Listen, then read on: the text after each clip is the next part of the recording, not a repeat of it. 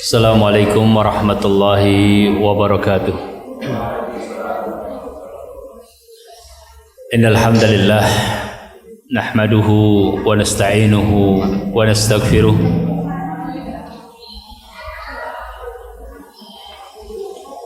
wa na'udzu billahi min shururi anfusina wa sayyiati a'malina.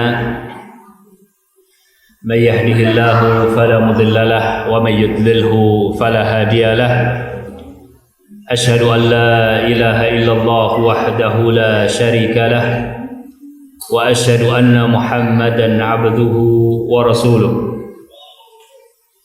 يقول الله تعالى في كتابه الكريم: يا أيها الذين آمنوا اتقوا الله حق تقاته ولا تموتن إلا وأنتم مسلمون.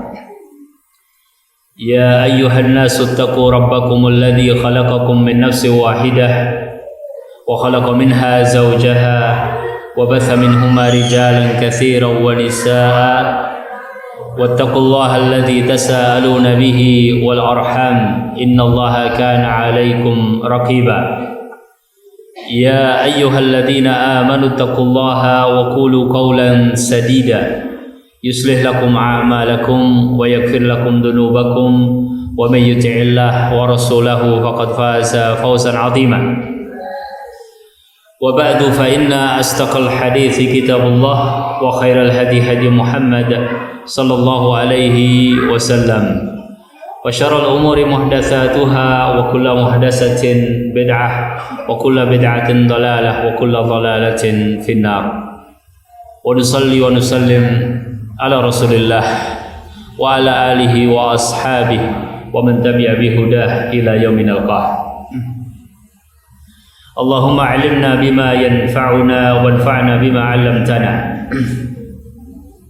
Jemaah yang dirahmati Allah, insyaallah sebentar lagi kita akan bertemu dengan Syahrul Mubarak, bulan yang penuh dengan barakah. Maka teramat rugi orang yang tidak mendapatkan barakah bulan tersebut. Rasul sallallahu alaihi wasallam mengatakan, laqad atakum syahrun mubarak. Telah datang kepada kalian bulan yang diberkahi. Kebaikan yang ada pada kesempatan bulan mubarak adalah kebaikan yang dilipat gandakan oleh Allah Subhanahu wa taala. Dan siapa di antara kita yang tidak membutuhkan kebaikan yang berlipat ganda, terutama adalah ketika kita berjumpa dengan Allah Subhanahu wa taala. Terlebih lagi ada seorang sahabat datang kepada Nabi sallallahu alaihi wasallam. Beliau berkata, "Ya Rasulullah, murni bi amrin yanfa'uni Allahu bihi." Ya Allah, perintahkanlah kepadaku tentang suatu perkara yang Allah jadikan diriku dengan melaksanakan perkara tersebut mendapatkan manfaat. Maka kata Nabi sallallahu alaihi wasallam, "Alaika bis-shaumi fa innahu la mithla lahu." Hendaklah engkau berpuasa, tidak ada amalan yang keutamaan-keutamaannya menyerupai keutamaan-keutamaan pada puasa atau asyam. Keutamaan yang sangat banyak. Allah Subhanahu wa taala akan melihat keikhlasan kita saat itu. Allah Subhanahu wa taala akan melihat siam kita, qiyam kita, tilawah Al-Quran, sedekah, amalan-amalan saleh sebagaimana Rasul sallallahu alaihi wasallam perbanyak, kesabaran, istiqomah, banyak sekali kebaikan yang ada di dalam asyam. Dan khususnya adalah Syahrul Ramadan, bulan yang Allah Subhanahu wa taala berikan kepada kaum muslimin. Jika umat-umat yang terdahulu mereka mendapatkan kesempatan untuk beramal saleh ya, dengan usia mereka, Allah Subhanahu wa ta'ala memberikan untuk kaum muslimin dengan usia yang tidak sepanjang mereka, namun kebaikannya bisa melebihi apa yang bisa dilakukan oleh orang-orang sebelumnya. Jadi ini adalah keutamaan yang luar biasa dan barokah yang luar biasa. Kesempatan sore hari ini kita melakukan murajaah.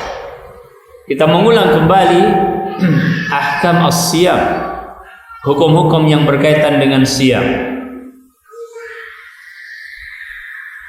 Karena semakin kita insya Allah mengerti tentang hukumnya, maka kita semakin dekat dengan kebaikannya. Karena itulah ciri agama Allah Subhanahu wa ta'ala, bahwa ibadah di dalam syariat Islam adalah sesuai dengan petunjuk baik Al-Quran ataupun sunnah Nabi Sallallahu Alaihi Wasallam. Sebagaimana dalam perkara-perkara dunia, kadang kita harus mengulangi berkali-kali untuk melakukan satu aktivitas. Demikian pula kita di dalam ibadah kepada Allah Subhanahu wa ta'ala. Kita ulang kembali dan kita murajaah. Kemudian kita berharap kita bisa melakukannya sebagaimana dicontohkan oleh Nabi kita Muhammad sallallahu alaihi wasallam. Merujuk ke dalam Al-Fiqhu Al-Muyassar, di dalam kitab As-Siyam, di dalam muqaddimah disebutkan tentang ta'rif as-siyam, pengertian puasa. Insyaallah kita mengetahui akan pengertian tersebut ya. Karena puasa hal yang paling penting dilakukan saat itu adalah menahan. Dan secara bahasa memang artinya adalah al-imsaku anisyai, menahan dari sesuatu. Di dalam pengertian syar'i intinya adalah kita menahan diri dari makan, menahan diri dari minum, menahan diri dari segala hal yang membatalkan puasa, dari terbit fajar sampai terbenam matahari. Dan disitulah dinilai oleh Allah Subhanahu wa ta'ala banyak perkara. Kadang ada orang mungkin menahan semata-mata menahan, tetapi ada orang menahan dan memenuhi hari ketika dia menahan dari makan, minum dan seluruh yang membatalkan puasa itu dengan amalan-amalan saleh. Dan orang yang melakukannya di saat berpuasa, maka berarti dia sedang melakukan kebaikan di atas kebaikan ya. Berpuasanya sendiri berpahala, kemudian dia beramal saleh di saat berpuasa adalah pahala yang lain. Maka betapa ini memang barokah. Rukunnya ada dua. Rukun puasa itu ada dua. Rukun yang pertama adalah menahan, sebagaimana di dalam definisinya. Rukun yang kedua adalah niat. Dan betapa penting sebuah niat di dalam ibadah kepada Allah Subhanahu wa ta'ala. Bahkan amalan yang paling tersimpan dari seorang manusia adalah amalan yang ada di dalam hati. Namun justru itulah yang paling mempunyai bobot di sisi Allah Subhanahu wa ta'ala ya. Kita adalah amalan-amalan zahir ya. Tapi amalan yang paling penting sebelum segala sesuatunya adalah apa yang ada di dalam hati seseorang ya. Maka sangat berbeda seorang muslim dengan seorang munafik. Mungkin di dalam rupa dan bentuknya serupa, tetapi karena di dalam hatinya berbeda, maka berbeda pula di sisi Allah Subhanahu wa ta'ala. Jadi an-niyah sebagai rukun yang kedua adalah sesuatu yang harus ada di dalam hati seorang muslim. Dia berniat di dalam rangka menahan makan, minum dan segala yang membatalkan itu untuk beribadah kepada Allah Subhanahu wa ta'ala. Ini adalah catatan pentingnya, yaitu melakukan amalan dalam rangka ibadah kepada Allah. Ada orang sholat tapi bukan dalam rangka ibadah. Ada orang jihad tapi bukan dalam rangka li'i'la'i kalimatillah. Demikian pula ada orang berpuasa, semakin terbukti bahwasanya dirinya itu berpuasa karena Allah Subhanahu wa ta'ala, maka semakin benar lihat seseorang. Dan niat itulah jemaah yang dirahmati Allah yang membedakan antara satu ibadah dengan ibadah yang lainnya. Sama-sama sholat 2 rakaat, yang satu sholat tahiyatul masjid, yang satu sholat qabliyah zuhur, ya. Yang membedakan adalah apa yang ada di dalam hatinya, dan juga membedakan antara ibadah dengan adat, antara amalan ibadah dengan adat kebiasaan, ya. Maka seorang yang melakukan gerakan-gerakan berwudu, ya, tetapi tidak dalam rangka niat ibadah, maka wudunya tidak sah sebagai wudu yang syar'i, ya. Karena membedakan antara ibadah dengan adah adalah pada niat.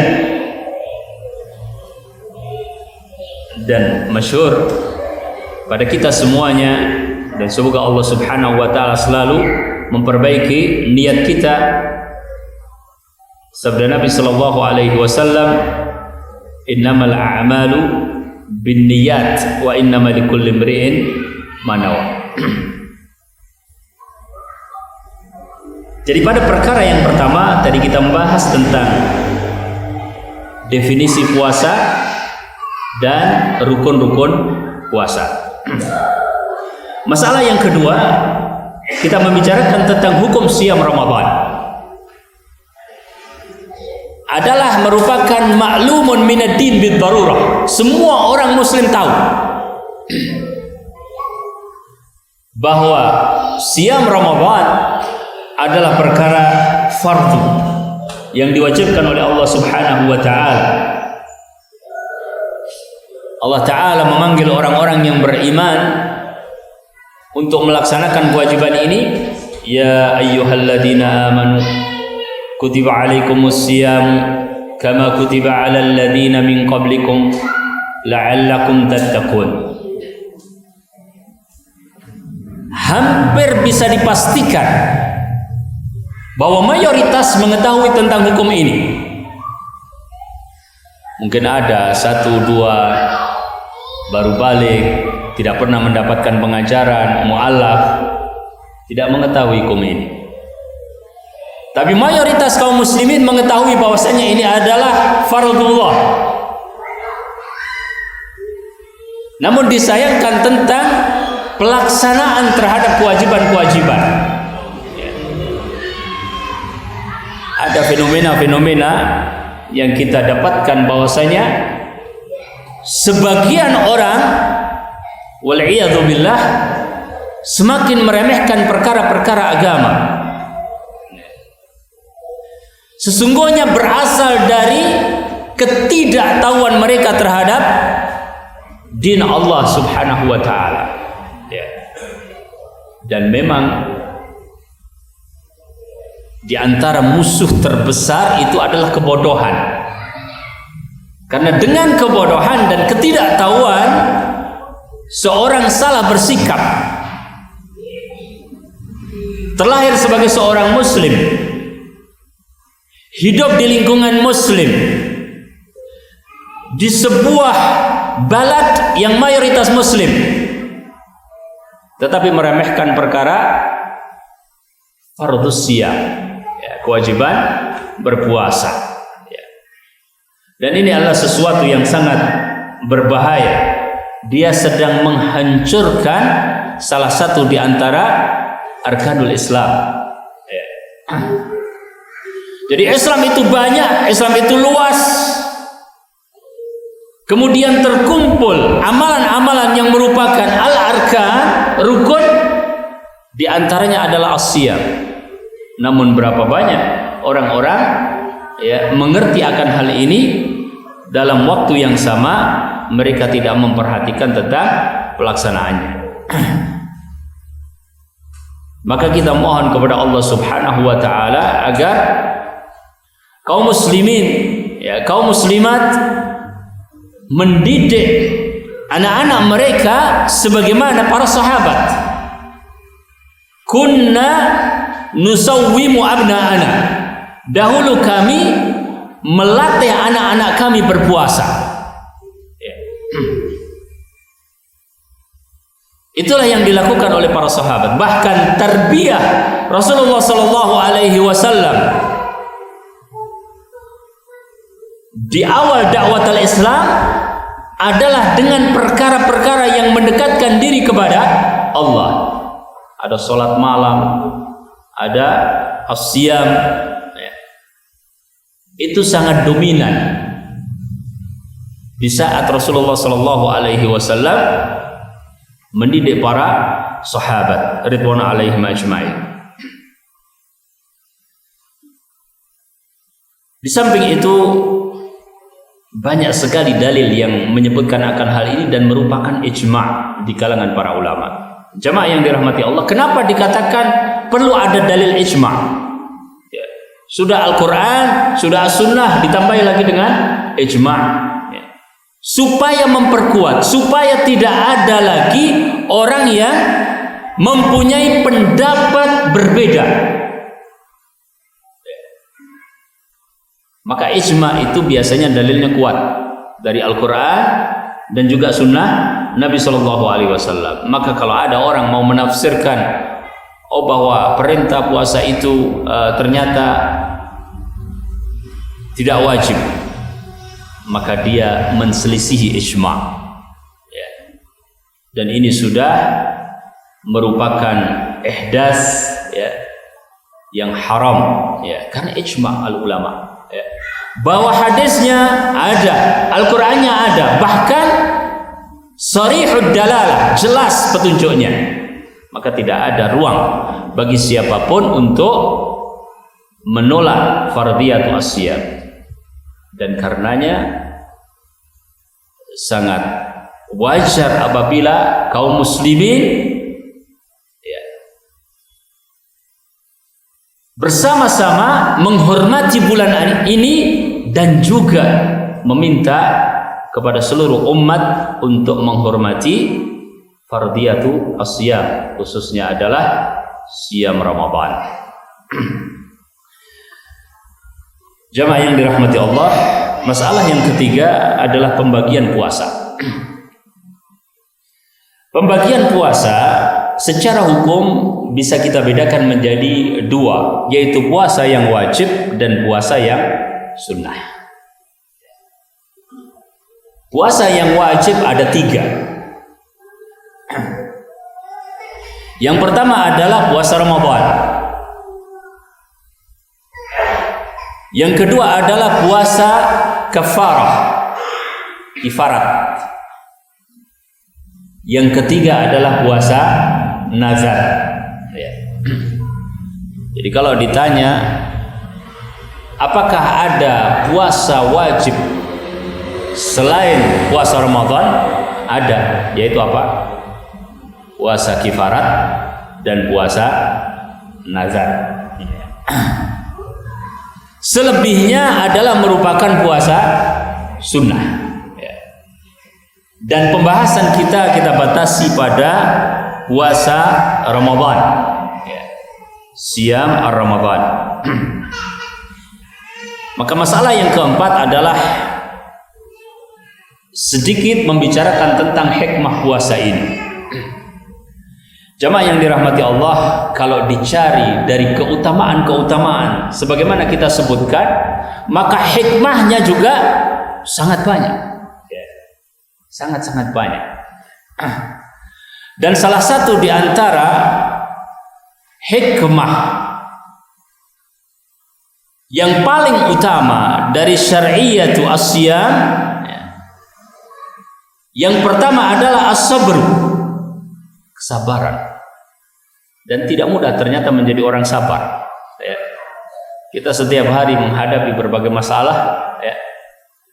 Setiap hari kita diminta untuk sabar, tapi setiap kali juga kita kadang-kadang kesulitan untuk bersikap sabar. Maka Allah Subhanahu wa taala mengatakan, "Wa ma sabruka illa billah." Dan tidaklah kesabaranmu itu kecuali dengan pertolongan Allah. Jadi ada pertemuan antara sesuatu yang diusahakan dengan taufik dari Allah Subhanahu wa taala. Yang diusahakan itu adalah tugas kita. Kemudian kita meminta dari Allah Subhanahu wa taala agar Allah memberikan taufik kepada kita. Makanya di dalam Al-Fatihah disebutkan iyyaka na'budu, usaha kita beribadah, wa iyyaka nasta'in, tapi kita minta tolong juga dari Allah Subhanahu wa taala agar kita baik di dalam beribadah. Allahumma inna ala dzikrika wa syukrika wa husni ibadatik. Dan berapa banyak jamaah yang dirahmati Allah, perkara-perkara yang ternyata terasa mudah dengan kita meminta tolong kepada Allah Subhanahu wa taala. Termasuk barangkali anak-anak kita mungkin belum bisa berlatih puasa dengan baik.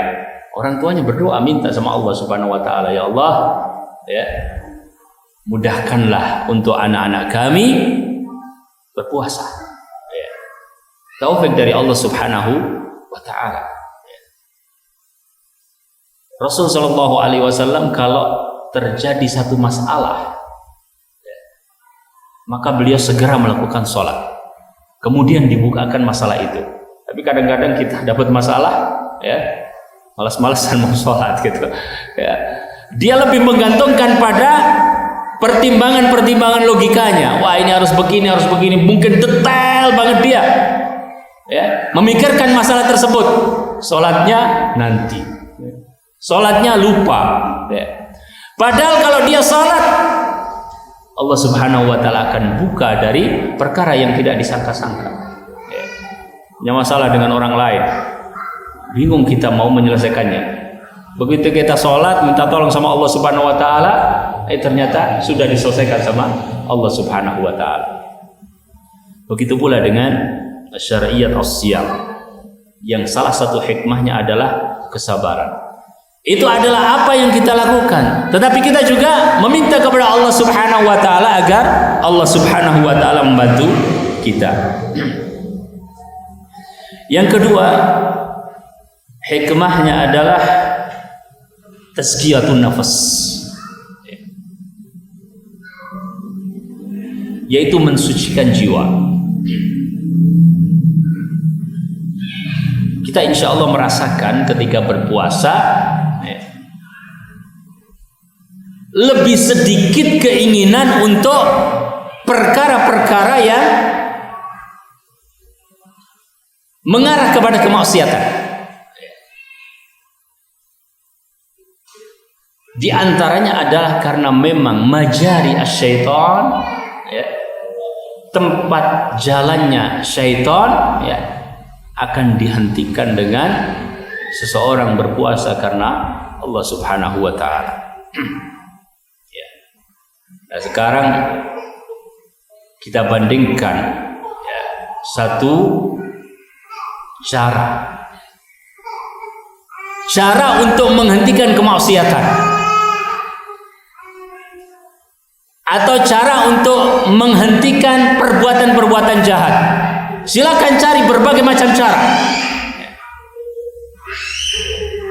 Apabila diterapkan berpuasa, ya, maka insya Allah perbuatan-perbuatan jahat itu akan drastis turun. Ya, tentunya itu adalah hikmah. Kalau kita orang Muslim, niatnya karena ibadah, ya, bukan orang sholat niatnya untuk sehat. Orang berpuasa juga niatnya untuk sehat. Berdasarkan riwayat yang lemah, sumu tasihhu, berpuasalah engkau akan sehat. Ya, kalau itu ternyata ada sebuah hikmah di balik niat karena Allah, maka fadilah Allah Subhanahu wa taala sangat luas, tidak hanya di akhirat, demikian juga di dunia. Ya. Jadi kalau dibandingkan bagaimana orang mau mencegah kemungkaran, mencegah perbuatan-perbuatan jahat, maka lihat saja ya, dengan syariat as-siyam betapa bisa ditekan sedemikian rupa ya, kemungkaran-kemungkaran tersebut. Nah, Nabi Shallallahu Alaihi Wasallam kau berperang di bulan Ramadan, ya memerangi kemungkaran, ya, memerangi kemungkaran. Hikmah yang ketiga, zuhud terhadap perkara dunia. Orang biasanya mempunyai nafsu, dan nafsunya semakin besar, ya, tatkala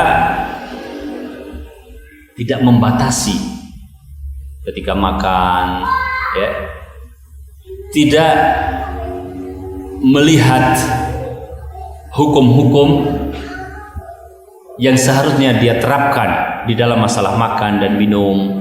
Ya. Demikian pula ketika hawa nafsunya dituruti, tidak hanya masalah makan dan minum. Ya. Ibaratnya dia adalah seorang yang berada di lereng yang mungkin akan longsor. Ya. Kalau dia berani untuk membuka celah hawa nafsu, maka sangat mungkin dia akan terperosok. Dan insya Allah manusia tahu, orang pengalaman di dalam masalah itu. Semakin dia menuruti hawa nafsunya, kok semakin jauh dia dari kebenaran, semakin jauh dia dari kesolihan. Dan setan memang semakin senang. Maka di antara yang mencegah hal itu Allah Subhanahu wa taala minimal, ya, kalau orang tidak puasa sunnah, ya, kalau orang tidak puasa yang lain-lain, setahun sekali dia berpuasa 1 bulan, ya, itu sudah merupakan tarbiyah bagi dirinya, ya, bahwa ternyata hawa nafsu itu bisa dipola, bahwa ternyata hawa nafsu itu bisa dikekang, bahwa ternyata hawa nafsu itu bisa di manage. Ya. Banyak orang seakan-akan ya, menyerah kepada keadaan karena dia tidak mau berbuat. Ya. Seandainya dia berbuat, sebagaimana Rasul Shallallahu Alaihi Wasallam katakan, ya, wa man lam yastati' fa alaihi bisawm, dan barang siapa yang belum mampu menikah maka hendaklah dia berpuasa. Fa innahu lahu bija, maka itu merupakan benteng darinya. Jadi bisa dipola, bisa dihentikan. Ya, subhanallah, hawa nafsu kalau dituruti bisa menjadi nafsu hayawan yang sangat jahat. Ya. Tetapi kalau diatur dengan syariat, ya, subhanallah, mendapatkan rahmat dari Allah Subhanahu wa taala, maka dia tunduk di atas atau di bawah kebenaran, ya. Mengikuti wahyu, bisa ternyata seperti itu, ya. Nah, diantaranya adalah dengan syariat as-siyam. Kemudian yang berikutnya hikmah yang keempat, ya, adalah kita menyayangi sesama, terutama adalah al-fuqara wal masakin, ya. Dan seringkali kita bisa merasakan apa yang dirasakan oleh orang karena kita juga pernah menjalani apa yang mereka jalani. Maka Islam mengarahkan dengan seperti itu, dan subhanallah, ya, ini adalah merupakan tarbiyah yang barangkali tidak ada sesempurna ini kecuali di dalam agama Allah Subhanahu wa ta'ala. Al-mas'alatul khamisah, masalah yang kelima, syarat kewajiban puasa Ramadan.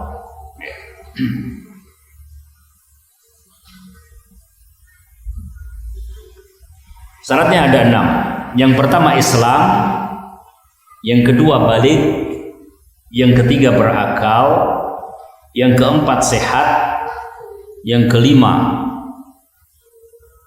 mukim dan tidak safar, dan yang keenam tidak dalam keadaan haid atau nifas.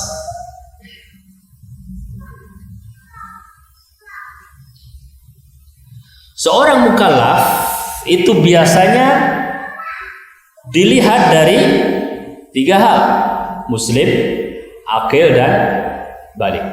Ya. Seorang tidak dibebani syariat kecuali seperti itu. Ya. Oleh karenanya kenapa perlu ada persiapan puasa? Ya, kalau sudah balik dia harus berpuasa. Ya. Kalau orang tidak membiasakan, maka bisa jadi tadi, meskipun tahu kewajibannya, dia menyia-nyiakan puasa. Meskipun dia tahu kewajiban sholat, dia menyia-nyiakan sholat. Kenapa? Karena tidak ada pembiasaan sebelumnya. Banyak orang mengeluhkan tentang anaknya yang sudah masuk pada usia balik. Dan usia balik itu adalah awal dari seluruh takalif syariat. Marhalah manusia itu bisa dibagi menjadi, ya, paling tidak 6. Yang pertama adalah marhalah sebelum dia lahir. Yang kedua, marhalah atau tahapan yang disebut dengan gulumiyah, gulam. Ya, makanya dalam hadis disebut ya gulam, anak kecil. Ya. Masuk di dalam marhalah ini, marhalah yang ketiga, masih di sini sebenarnya dia karena belum balik, ya, yaitu marhalah tamyiz, sudah membedakan antara al-haq dan al-batil. Kalau usia manusia itu 70 tahun, katakanlah demikian, maka marhalah ini, tahapan ini dari sejak wiladah, lahir, sampai tamyiz atau ma qoblal buluk, sebelum balik, itu kurang lebih menempati 20%. Berarti 80%-nya adalah dia sudah dalam keadaan balik. Bisa jadi sampai akhir hayatnya dia terkena taklif itu. Bisa jadi di akhir hayatnya, karena balik itu bisa dibedakan syabab, pemuda, ya. Kemudian kuhulah itu 50 sampai 60. Kemudian yang terakhir adalah syekhukhah itu adalah 60 sampai akhir hayat. Ya. Jadi ada 6, nah, bisa kita bedakan seperti itu. Nah, yang 80% adalah marhalah taklif. Ya. Bisa jadi ya paling kalau syekhukhah mungkin ya udzur dia, ya. Ya, tapi berapa persen? Yang jelas jemaah yang dirahmati Allah, ya, usia balik adalah sudah tidak terkecuali bagi siapapun. Ya. Dia sudah terkena kewajiban. Ya.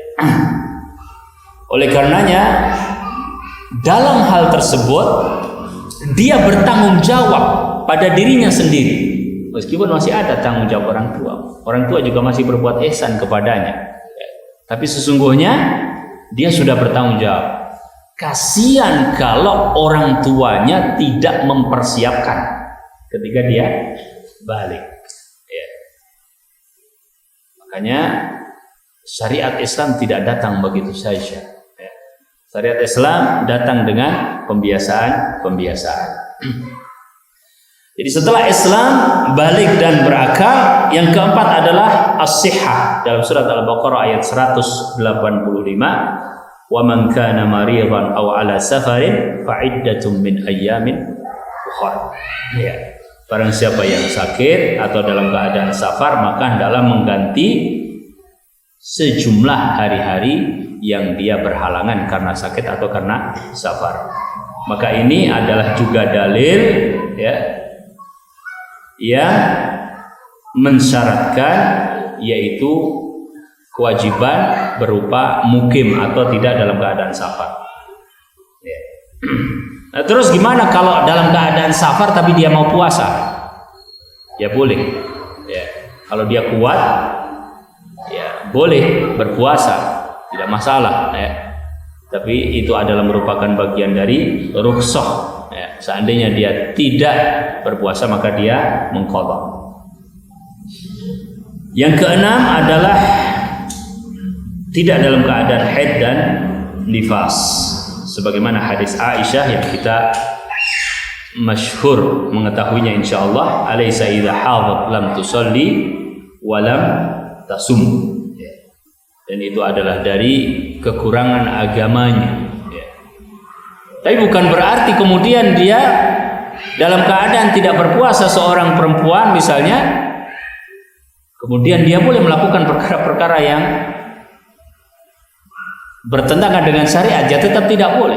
Bahkan dia tetap bisa mendapatkan fadilah Ramadan dengan amalan-amalan yang saleh yang lainnya, tetapi bukan puasa dan bukan salat. Dia membaca Al-Quran, ya tetap dilipatkan pahalanya, ya, dari hafalannya, tidak menyentuh mushaf langsung. Ya. Qadarullah pas haid atau nifas, pas Lailatul Qadar, Allah Subhanahu wa taala Maha tahu. Ya. Jadi Allah Subhanahu wa taala tetap akan memberikan sesuai dengan hak dia apabila dia memang berusaha untuk taat. Orang yang biasa saja, ya, biasanya sholat sunnah, witir, ya kan? Kemudian terhalang karena sakit, dikasih pahala sama Allah Subhanahu wa taala sebagaimana dia kebiasaannya.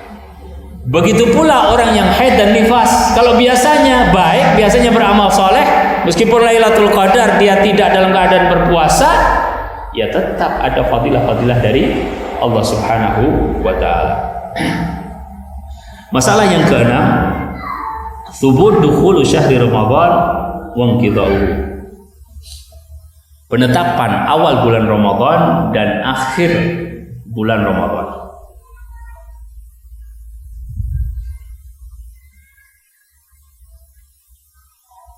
Thubut atau ditetapkannya bulan Ramadan, kita tahu, ya, orang banyak, ya, di sini dengan madhab atau pandangan dirinya, ya, tetapi yang jelas sharih dari Rasul Shallallahu Alaihi Wasallam adalah ru'yatul hilal, yaitu melihat hilal, dan itu merupakan syariat yang mudah.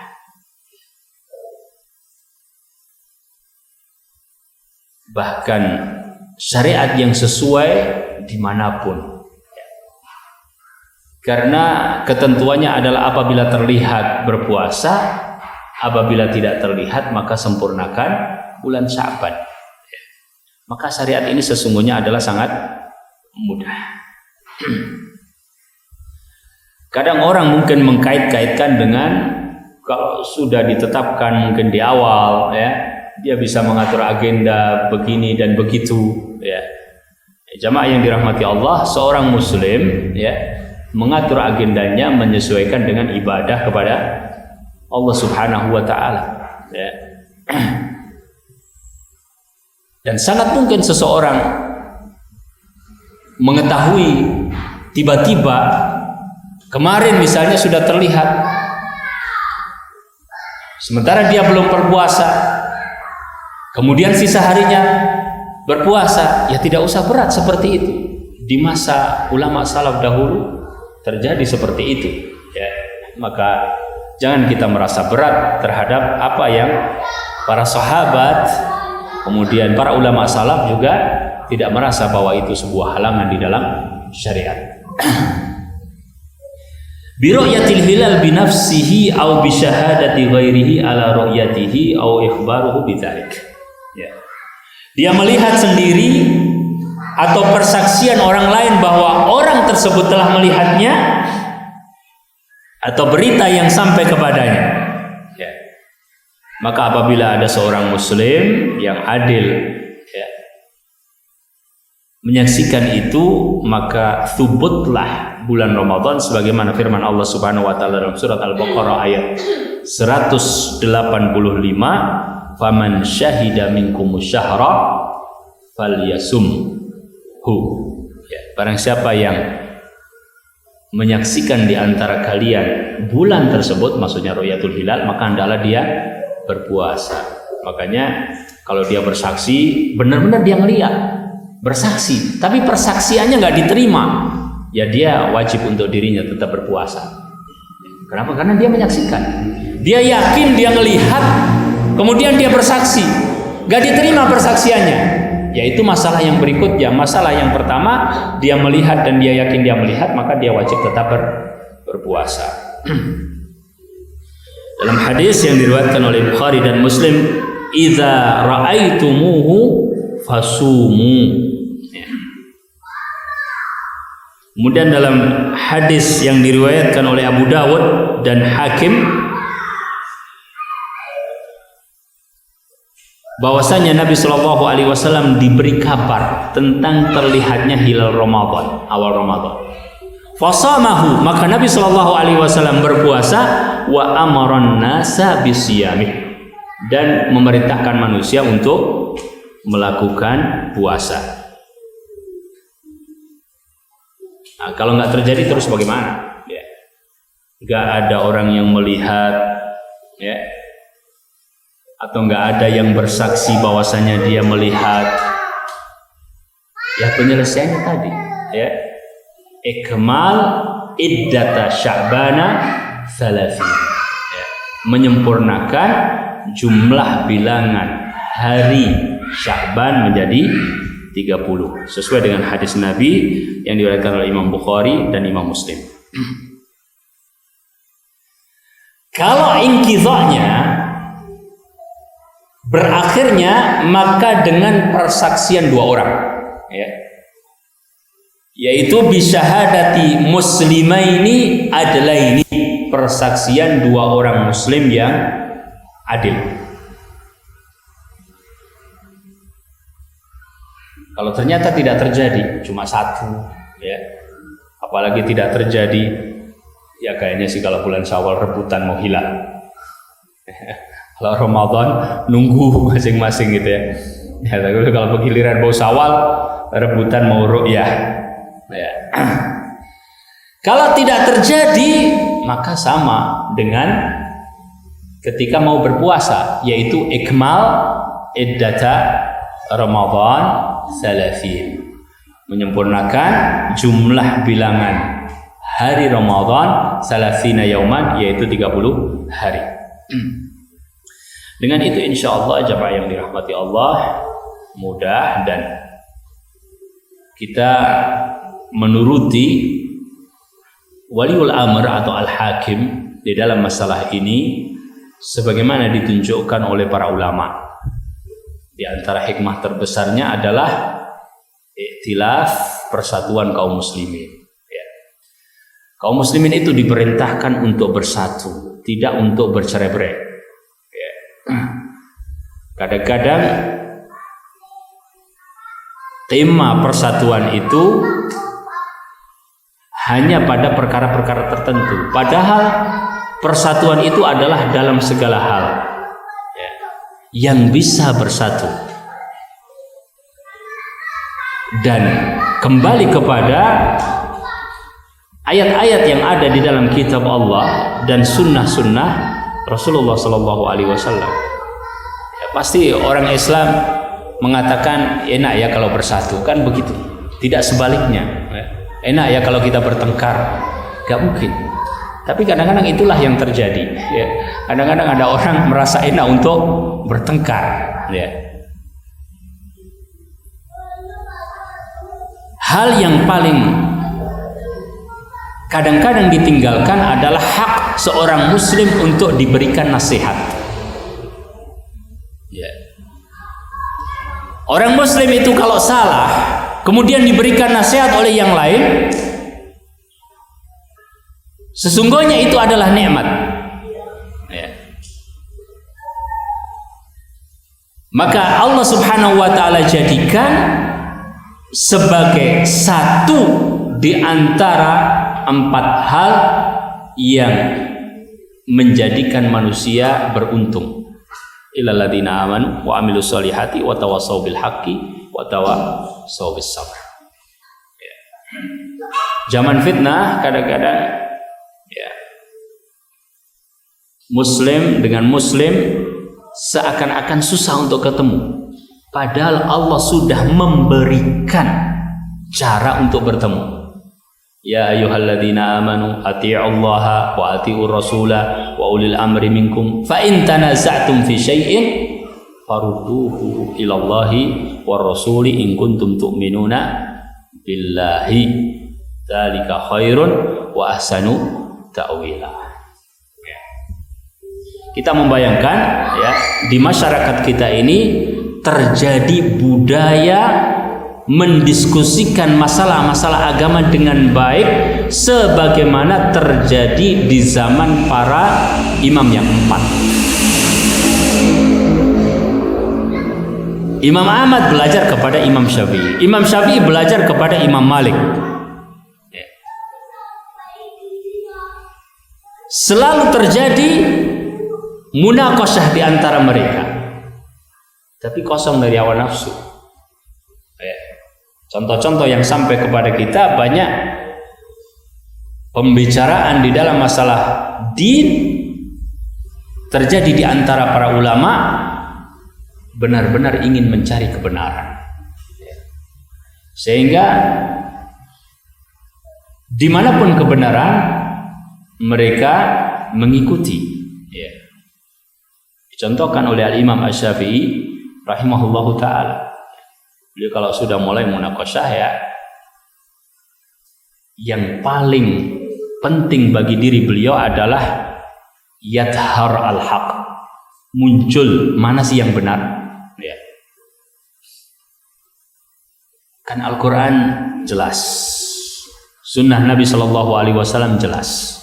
Yang sering menjadi perbedaan adalah bagaimana memahami Al-Quran dan As-Sunnah.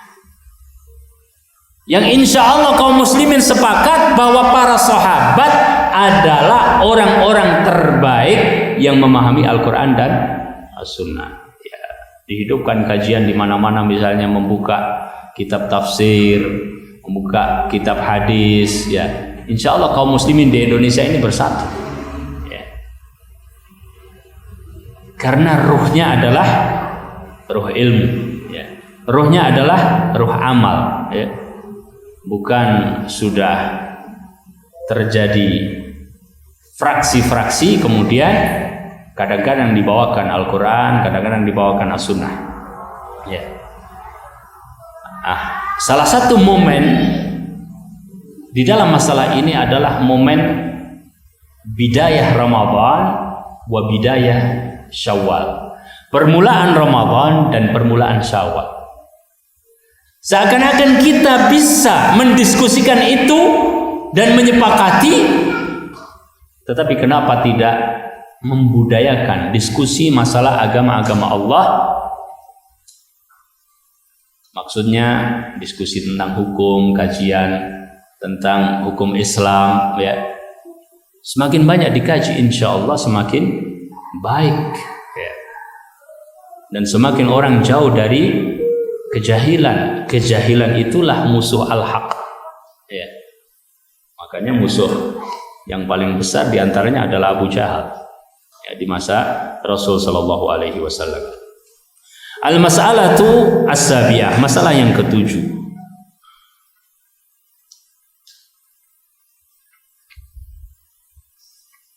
Yaitu waktu niat di dalam puasa dan hukumnya.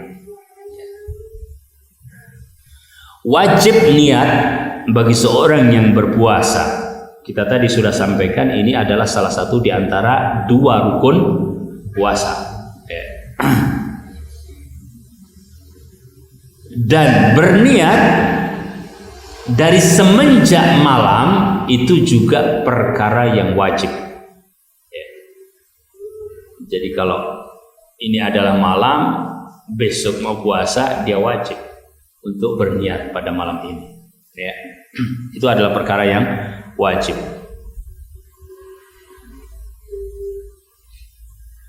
Dan ini adalah perkara yang juga berlaku pada puasa-puasa wajib yang lain.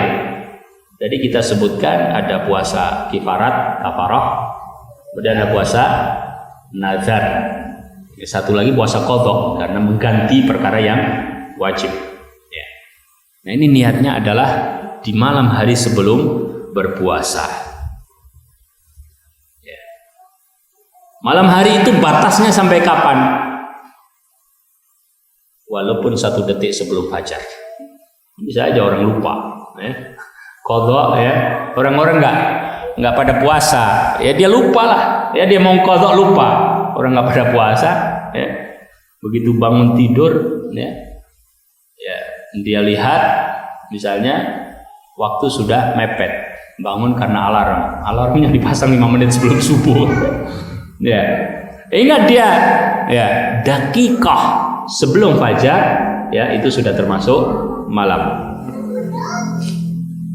Nabi Shallallahu Alaihi Wasallam bersabda di dalam riwayat Tirmidzi,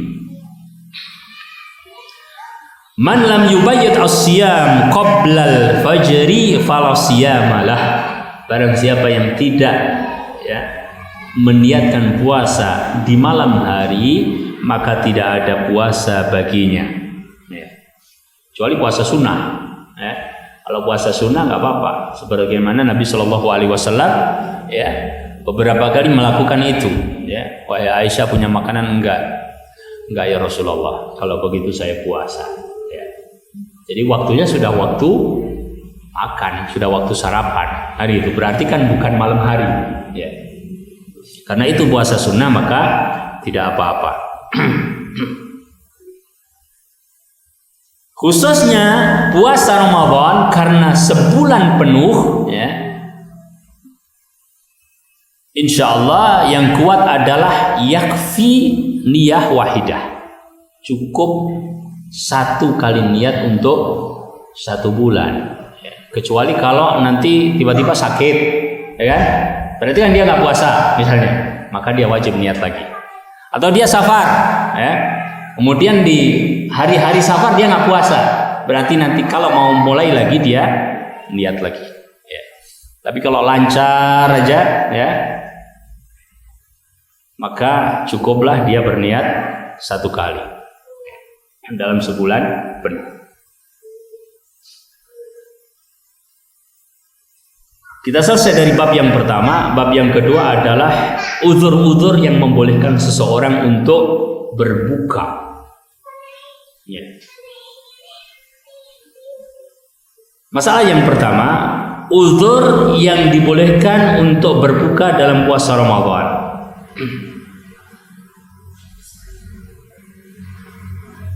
Tadi sudah disebutkan di antara penghalangnya adalah al-marad, ya, yaitu sakit.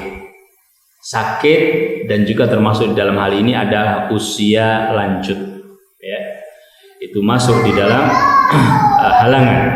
Maka boleh bagi seorang yang sakit yang tidak diharapkan kesembuhannya, maksudnya tidak diharapkan itu, ya dia sakitnya ini sakit yang mungkin menahun, sakit yang susah dicari obatnya, ya. Nah, itu nanti masuknya seperti usia lanjut. Tetapi ada yang sakit memang dia diharap diharapkan kesembuhannya. Ya sakit-sakit biasa tapi nggak mampu dia puasa. Ya. Maka dia boleh meninggalkan puasa kalau sembuh baru dia mengqadha. Ya, sebagaimana firman Allah Subhanahu wa taala dalam surat Al-Baqarah ayat 184. Ayyaman ma'dudat faman kana minkum maridan aw ala safarin fa'iddatun min ayyamin ukhar. Kemudian dalam 185 faman syahida minkumus syahra falyasumhu wa man kana maridan aw ala safarin fa'iddatun min ayyamin ukhar. Nah, sakit kan macam-macam. Meskipun diharapkan sembuh, tapi sakitnya macam-macam.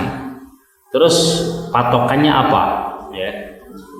Ya, patokannya adalah sakit yang dia merasa berat untuk berpuasa. Maka boleh di situ dia tidak berpuasa.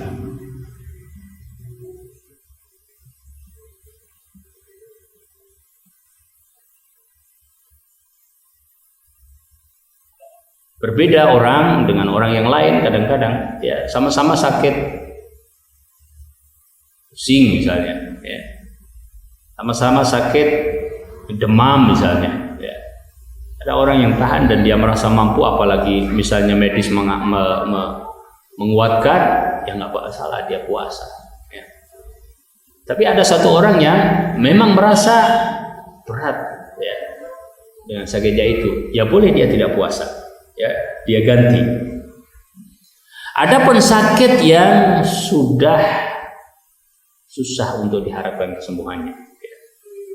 Ada ya orang-orang yang mendapatkan ujian dengan sakit yang seperti ini, maka hukumnya dia adalah al-ajiz anis-siyam, orang yang tidak mampu berpuasa, seperti al-kabir, orang yang sudah usia lanjut. Maka jelas di dalam hal ini dia tidak puasa. Bedanya adalah kalau yang sakit tadi mengqadha, maka kalau yang ini tidak mengqadha. Gimana mau mengqadha, memang sudah tidak mampu, al-ajiz an-siyam, ya. Orang berat puasa sendirian, ya. Wajar. Orang berat puasa Ramadan,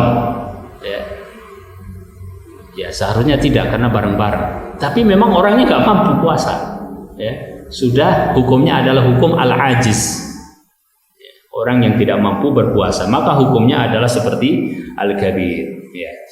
Maka wajib baginya hanya fidyah dan tidak perlu mengqadha, yaitu memberi makan setiap hari satu orang miskin, ya.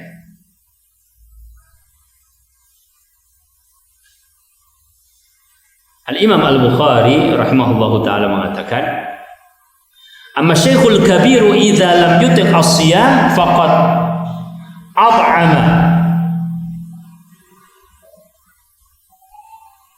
Anas ba'da ma kabura aman aw amaini an kulli yaumin miskina.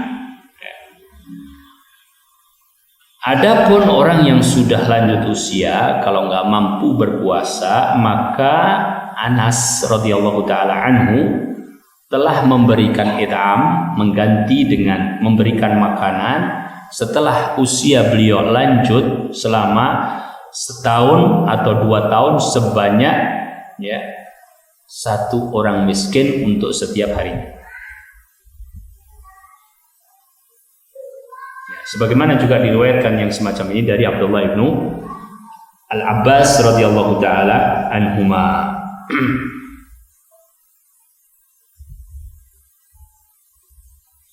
Kemudian yang kedua, sebab yang membolehkan seseorang berbuka adalah safar. Ya. Kita memahami itu, insyaallah. Ya.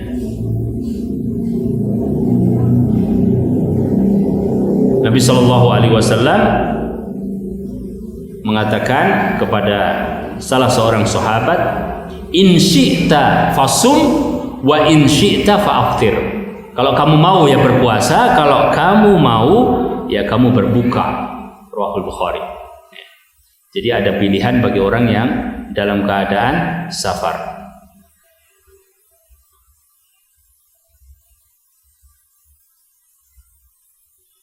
Dalam safar yang panjang orang pun boleh untuk tidak berpuasa ya pada jarak yang dibolehkan qashar di dalam safar tersebut.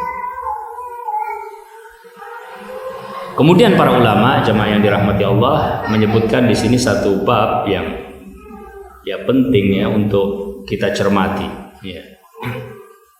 Yaitu bahwasanya safar yang membolehkan untuk berbuka itu adalah safar yang mubah, bukan safar maksiat. Ya. As-safarul mubih lil fitri fi Ramadan huwa safarul mubah. Fa in kana safar maksiatin aw safaran yuradu bihi at-tahayul 'alal fitri lam yubah lahul fitru bi hadzal safar. Ya. Kalau safar kok niatnya maksiat, ya, maka syariat memberikan ketentuan, nggak boleh dia berbuka, ya. Atau safar niatnya tahayul. Gimana tahayul? Aduh lapar saya, safar aja lah biar berbuka. Ya itu namanya tahayul, ya. Bukan takhayul, hayal, ya, tapi tahayul, ya, nipu gitu, ya. Jadi seharusnya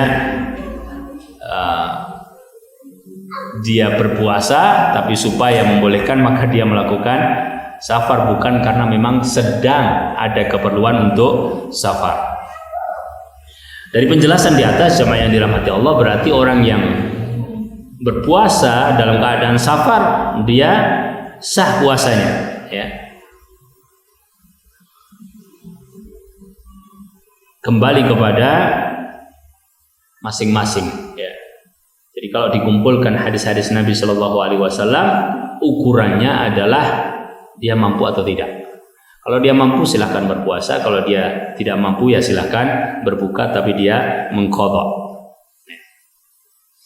Sebab yang ketiga tadi sudah ada dalam penjelasan awal, yaitu al-haid wan nifas. Sebab yang keempat adalah mengandung dan menyusui. Jadi seorang wanita yang dalam keadaan mengandung atau dalam keadaan menyusui dan khawatir terhadap dirinya atau khawatir terhadap anaknya dengan sebab dia berpuasa, maka boleh baginya untuk tidak berpuasa, ya. Hadisnya ada di dalam riwayat Tirmidzi dan dihasankan oleh Asy Albani, innallaha wada'a anil musafiri syatras shalah was shaum wa anil hubla wal murdhi as-sauma. Jadi Allah Subhanahu wa taala meringankan bagi seorang musafir separuh salat, qashar maksudnya, ya, dan juga puasa. Adapun dari seorang yang sedang dalam keadaan mengandung atau dalam keadaan menyusui, maka boleh bagi mereka untuk tidak berpuasa.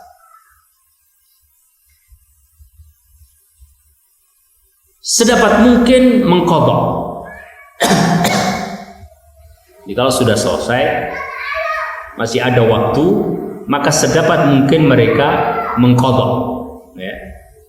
Walaupun ada khilaf di dalam hal ini, ya. Sebagian ulama mengatakan kalau dia itu khawatir terhadap dirinya, maksudnya khawatir terhadap dirinya itu karena dia mengandung, ya. Kalau mengandung lemah dia, ya, sakit, ya, dan ya kondisinya tidak sehat, maka khawatir terhadap dirinya. Demikian juga orang menyusui kadang-kadang seperti itu, ya, karena memang banyak energi, ya, terpakai untuk bayinya, ya. Maka sebagian ulama mengatakan qadha bagi mereka yang khawatir terhadap dirinya.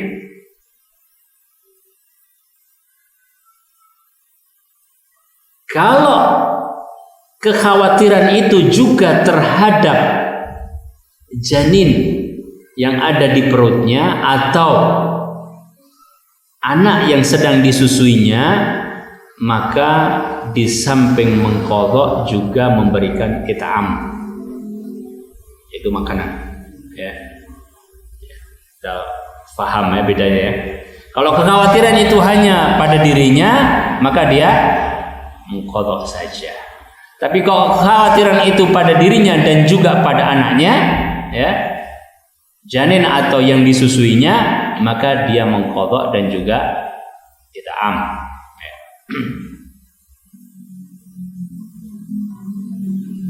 Sebagian ulama menyatakan ya susah bagi yang mengandung atau menyusui untuk mengqadha, ya. Kadang-kadang belum selesai dia, tahun depan dia sudah terkena halangan yang sama, ya. Maka cukup it'am. Ya, sebagian melihat demikian, wallahu taala alam. Dari pembahasan di atas, jamaah yang dirahmati Allah, kita bisa simpulkan bahwa sebabnya ada 4 ya. Yang pertama tadi adalah sakit, ya. Yang kedua adalah safar, yang ketiga adalah haid dan nifas, dan yang keempat adalah khawatir, ya, dari bahaya. Kan orang yang menyusui atau yang mengandung itu kan khawatir kan, ya. Maka sebab yang keempat ini adalah khawatir membahayakan dirinya. Berarti masuk di dalamnya nanti perkara-perkara yang lain yang kira-kira mempunyai sebab serupa. Terus bagaimana kalau begini, boleh nggak saya tidak puasa? Ya, lihat apakah masuk di dalam safar, atau masuk di dalam sakit, atau masuk di dalam haid dan nifas, atau masuk khawatir terhadap dirinya. Masalah yang kedua, jamaah yang dirahmati Allah, ya, muftirat as-shaim, ya, hal-hal yang membatalkan puasa, kita paham insyaallah. Yang pertama adalah makan dan minum secara sengaja, ya. Yang kedua adalah hubungan yang dilakukan oleh suami istri. Yang ketiga adalah memuntahkan secara sengaja, ya. Yang keempat adalah al-hijamah. Hijamah itu berbekam, ya. Karena sabda Nabi Shallallahu Alaihi Wasallam, aftarul hajim wal mahjum, ya, bahwa seorang yang membekam dan dibekam, ya, maka melakukan iftar.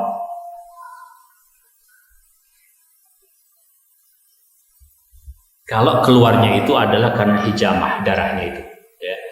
Adapun kalau keluar karena luka, ya, bisa jadi darahnya keluar lebih banyak, ya kan, daripada hijamah. Tapi karena luka, jadi dia kalau kuat, tidak masalah, ya, terus berpuasa, ya.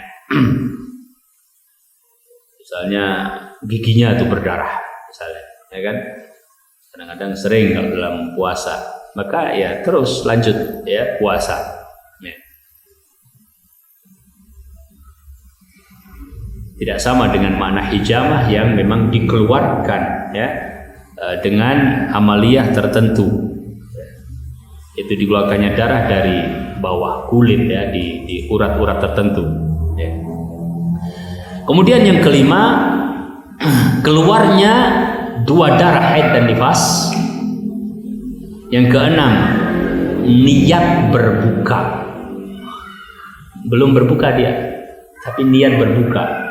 Kan niat rukun, ya.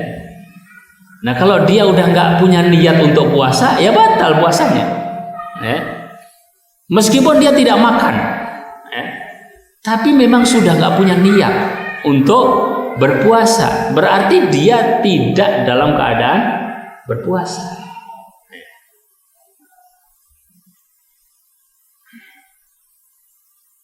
Bisa aja seorang yang melakukan amalan ibadah tidak berniat melakukan amalan ibadah, maka ibadahnya tidak sah. Demikian juga dengan puasa, ya. Atau niat banget dia mau berbuka, cari-cari makan nggak ketemu. Ya, tapi dia sudah niat berbuka, maka dia sudah membatalkan puasanya. Ya. Karena memelihara niat harus sampai terbenam matahari.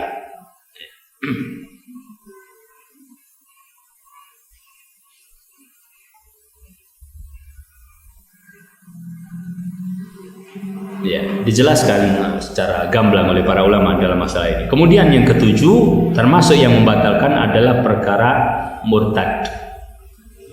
Murtad dari agama Allah Subhanahu wa taala, waliyadzubillah, ya, batallah seluruh amalan-amalannya, termasuk di dalam hal ini adalah puasanya, ya. La in asyrakta la yahbatanna 'amaluk. Dan perkara ini penting jamaah yang dirahmati Allah, ya. Seseorang diserahkan kepada dirinya untuk memilih, ya, di dalam keyakinan. Tetapi keyakinan Islam mengatakan bahwasanya, ya, ibadah itu akan diterima kalau dia mukminun muslimun. Kalau dia bukan seorang mukmin, bukan seorang muslim, maka ibadahnya tidak akan diterima. Ya, seandainya dia mempunyai pendapat, ya, masa seperti itu, ya boleh dia berpendapat seperti itu, tapi pendapat siapapun harus merujuk kepada Al-Quran dan Sunnah Nabi Sallallahu Alaihi Wasallam. Ya. Karena surga Allah Subhanahu Wa Taala Ar-Rayyan disediakan bagi orang-orang yang berpuasa, dan syarat wajib berpuasanya ada 6 sudah kita bahas, ya. Salah satu diantaranya adalah muslim. Ketika dia merusak syarat tersebut, ya dia tidak akan masuk ke dalam surga Allah Subhanahu wa taala. Mungkin masuk surga yang lain. Ya. Ya, kalau kita mengimani surganya ya hanya surga Allah saja, ya. Ya, sudah tidak ada tempat yang lain lagi, ya. Yaitu kalau yang kita imani, ya. Adapun dia mengimani yang lain itu kan pilihan dia, tetapi Islam, ya, mengatakan seperti itu. La in asyrakta la yahbatanna 'amaluk. Apabila engkau melakukan syirik, maka gugurlah seluruh amalan-amalan. Ya. Bab yang ketiga, jamaah yang dirahmati Allah. Ya. Insyaallah kita masih punya waktu, ya. Berapa menit? 5 menit. Ya, bukan 1 detik, ya. Ya. Kita bahas secara singkat, murajaah. Insyaallah antum juga bisa baca kitab-kitab wasiat. Perkara-perkara yang disunnahkan di dalam berpuasa dan perkara-perkara yang dimakruhkan, ya. Yang disunnahkan adalah 1, sahur. 2, mengakhirkan sahur. Beda, ya, antara sahur dan mengakhirkan sahur. Sahur itu sendiri sunnah, mengakhirkan sahur adalah sunnah yang lain. 3, menyegerakan berbuka. 4, berbuka dengan rutab. 5, berdoa ketika berbuka dan pada saat puasa. Perhatikan ini, ya. Berdoa ketika berbuka dan pada saat puasa. Ada khilaf di kalangan para ulama tentang riwayat-riwayat ini. Kan orang kalau sedang berbuka, dia fokus pada bukanya apa fokus pada doanya? Ya mungkin bismillah aja belum tentu fokus. Ya. Tapi mah ada riwayat, ya, meskipun diperbincangkan masalah kesahihannya, ya. Yang lebih sahih adalah berdoa ketika berpuasa, bukan ketika berbuka, ya. Tapi nampaknya para ulama mengumpulkan, ya, selama ada riwayat, ya, barangkali ada kebenaran, barangkali memang mustajab, ya, kenapa juga, ya. Kalau memang ada waktu, ya, dia bisa berdoa pada saat tersebut, maka insya Allah baik-baik saja. Ya, maka di antara sunnah di sini disebutkan ad-doa indal iftar wa asna asyam, ketika berbuka dan ketika berpuasa. Beda. Ya.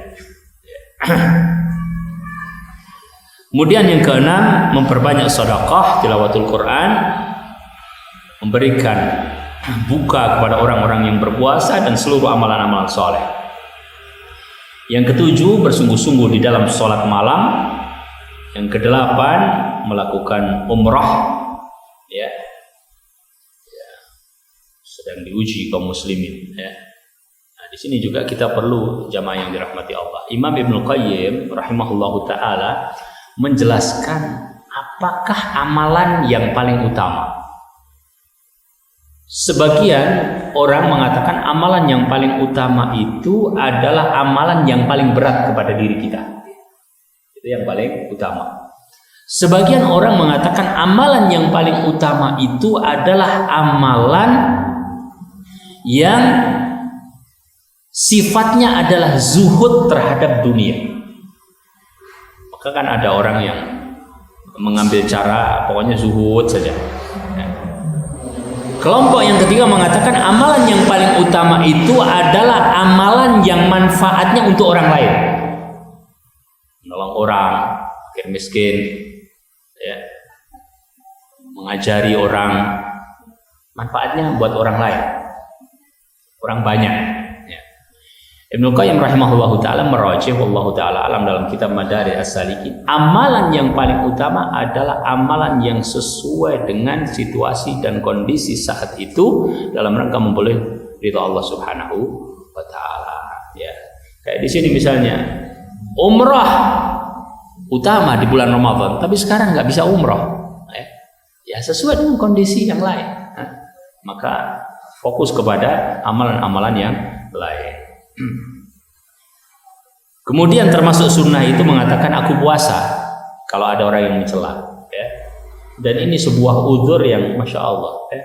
Misalnya ada orang ganggu, bukan saya nggak berani sama kamu, misalnya gitu ya, tapi kan nggak perlu diucapkan kayak gitu ya.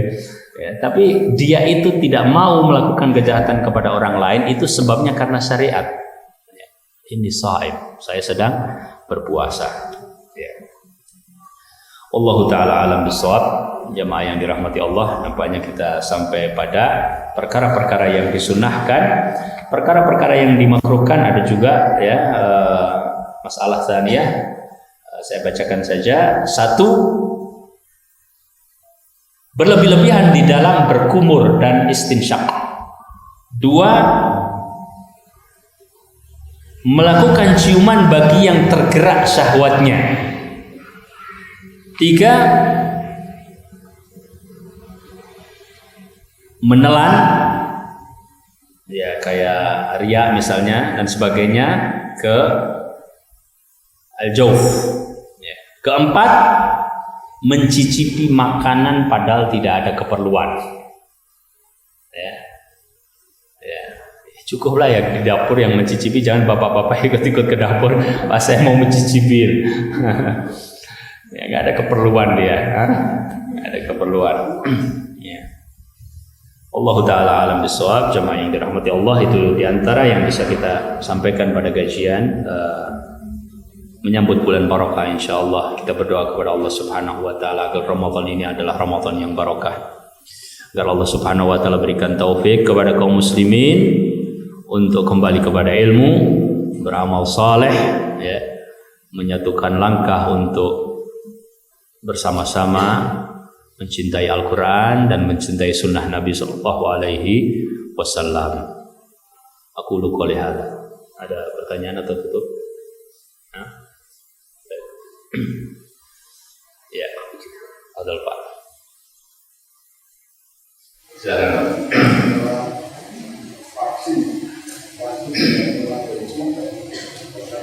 Ya. Suntik atau vaksin, ya, selama itu bukan makanan, ya, apa saja, ya, kita nggak bicara khusus vaksin saja, sekarang sedang musimnya vaksin, tapi segala suntik apapun, ya, yang sifatnya bukan makanan, termasuk infus, ya, kan ada yang makanan, ya. Kalau makanan maka membatalkan, kalau tidak makan maka tidak membatalkan. Wallahu ta'ala. SMS, ya. Seorang ibu pada bulan Ramadan ikhlas, kemudian Ramadan setelahnya dia menyusui selama 2 tahun dan tidak bisa berpuasa. Apakah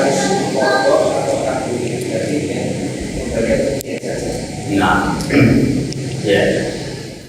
Ini adalah khilaf yang tadi kita jelaskan, ya. Wallahu taala alam, kalau saya pribadi ya cenderung kepada pendapat sebagian ulama yang dasarnya adalah asar Ibnu Abbas radhiyallahu taala anhuma, bahwa baginya cukup dengan it'am, ya. Tapi apabila ada yang memegangi pendapat sebagaimana di dalam buku ini tadi disebut, ya insya Allah itu lebih selamat.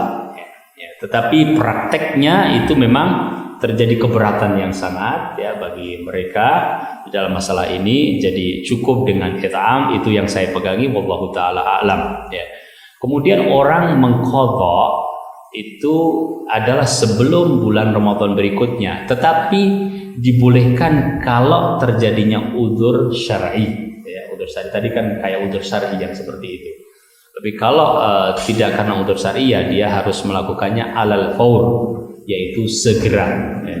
Segera itu pengertiannya adalah sampai ya sebelum Ramadan, bulan Sya'ban, sebelum Ramadan yang akan datang. Wallahu ta'ala. Baik jemaah yang dirahmati Allah, kita cukupkan kajian kita pada sore hari ini.